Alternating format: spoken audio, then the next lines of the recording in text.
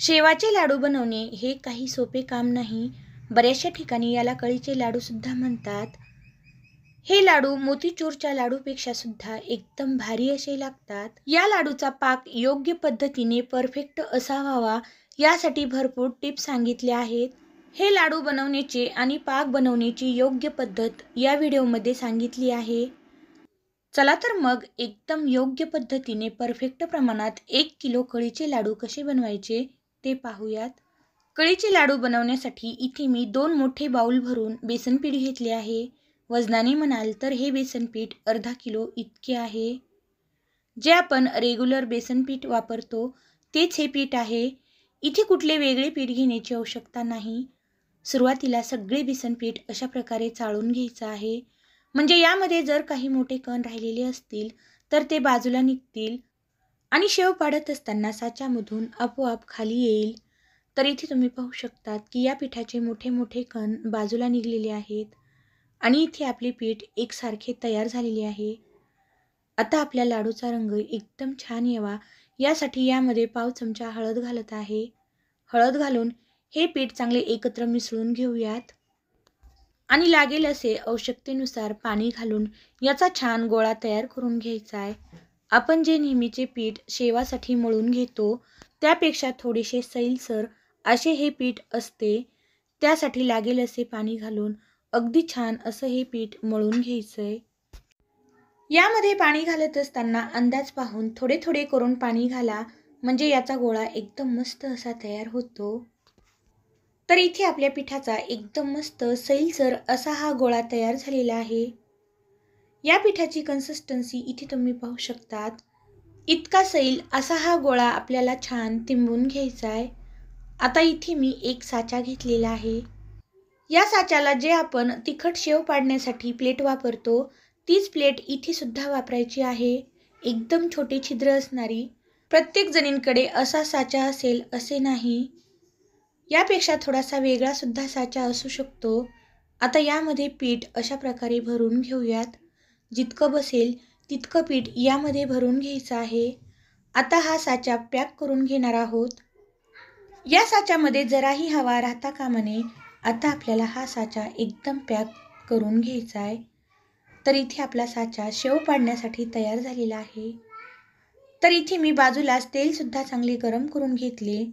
तेल चांगले गरम झाले की यामध्ये शेव पाडून घेऊयात. जशी की आपण तिखट शेव पाडून घेतो सेम त्या प्रकारे ही सुद्धा शेव पाडून घ्यायची आहे. पण ही शेव जास्त कडक बनवायची नाही. शेव पाडून झाली की लगेचच या शेवाची बाजू पलटी करून घ्यायची आहे. लगेच बाजू पलटी केल्यामुळे ही शेव अजिबात कडक होत नाही. ती मऊ अशा प्रकारे तळली जाते. तर दोन्हीही बाजूंनी ही शेव छान तळली आहे. आता ही शेव एका ताटामध्ये बाजूला काढून घेऊयात. 1-2 शेव तळून झाल्या की या शेवाचा लगेचच चुरा करून घ्यायचा आहे. शेव गरम आहे तोपर्यंतच याचा छान चुरा होतो. तर अशा प्रकारे एकदम बारीक असा या शेवाचा चुरा करून घ्यायचा आहे. जर तुम्ही माझ्या चॅनलला अजूनही लाईक आणि सबस्क्राईब केलेले नसेल तर प्लीज व्हिडिओला लाईक करा, चॅनलला सबस्क्राईब करा. त्यामुळे येणारी प्रत्येक रेसिपी ही सगळ्यात अगोदर तुमच्यापर्यंत पोहोचेल. तर इथे तुम्ही पाहू शकतात की या शेवाचा एकदम बारीक असा चुरा तयार झालेला आहे. अशाच प्रकारे सगळ्या शेवांचा बारीक असा चुरा तयार करून घेऊयात. तर इथे मी हा चुरा सगळा एकसारखा तयार करून घेतलेला आहे. तयार झालेला चुरा एका बाजूला ठेवून देऊयात. फक्त ही शेव बनवत असताना एकच काळजी घ्या की ही शेव जास्त कडक होता कामा नये. एकदम मऊ अशी ही शेव तयार करून घ्यायची आहे. आता या लाडूसाठी पाक कसा बनवायचा ते पाहूयात. पाक तयार करण्यासाठी इथे मी एक कढई ठेवलेली आहे. या कढईमध्ये अर्धा किलो साखर घालणार आहोत. यामध्येच 1 ग्लास पाणी घालायचं आहे. म्हणजेच यामध्ये पाव लिटर पाणी घातले आहे. इथे तुमच्या लक्षात आले असेल की अर्धा किलो बेसन पिठासाठी अर्धा किलोच साखर सुद्धा घेतली आहे.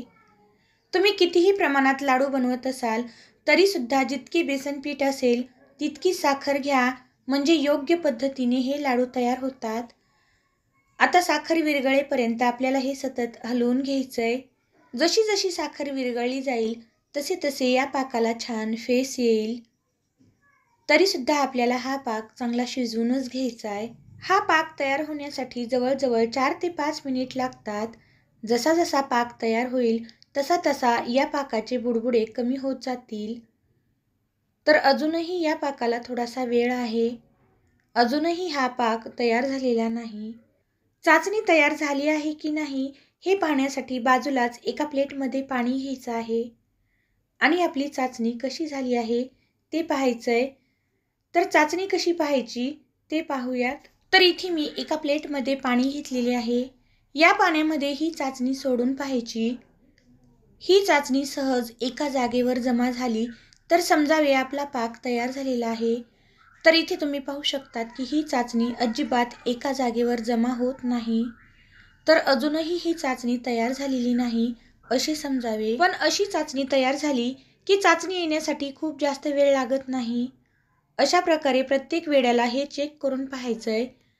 तर पुन्हा आपण चेक करून पाहूयात की आपली चाचणी तयार झाली आहे की नाही. परत यासाठी एका प्लेटमध्ये पाणी घ्यायचं आहे आणि अशा प्रकारे हे पुन्हा चेक करून घेणार आहोत.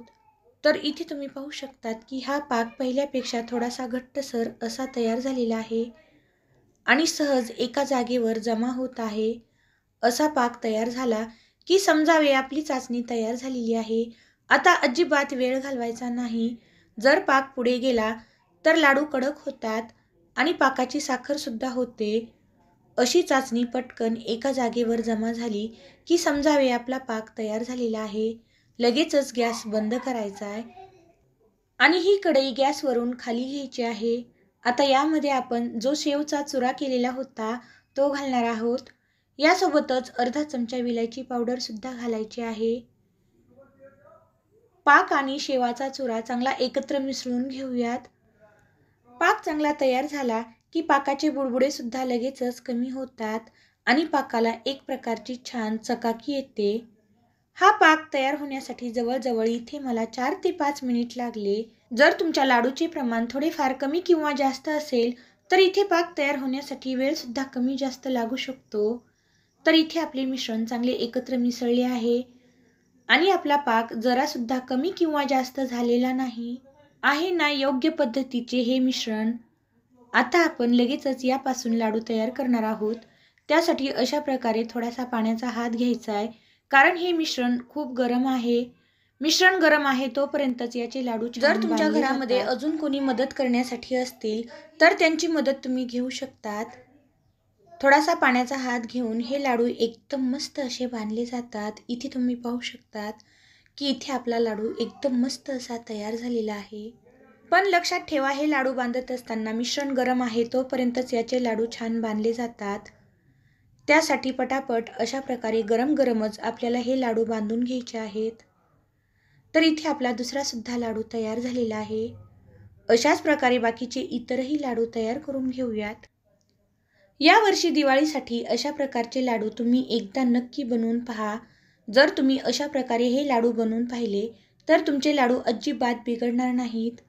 आहे ना लाडू बनवण्याची एकदम सोपी पद्धत. तर अशाच प्रकारे बाकीचे इतरही लाडू तयार करून घेते. इतक्या मिश्रणामध्ये जवळजवळ माझे 28 ते 30 लाडू तयार झाले. तर तुम्हाला माझी आजची रेसिपी कशी वाटली हे कमेंट करून सांगायला विसरू नका. रेसिपी पाहिल्याबद्दल धन्यवाद. पुन्हा भेटूया अशाच एका छानशा रेसिपीसोबत.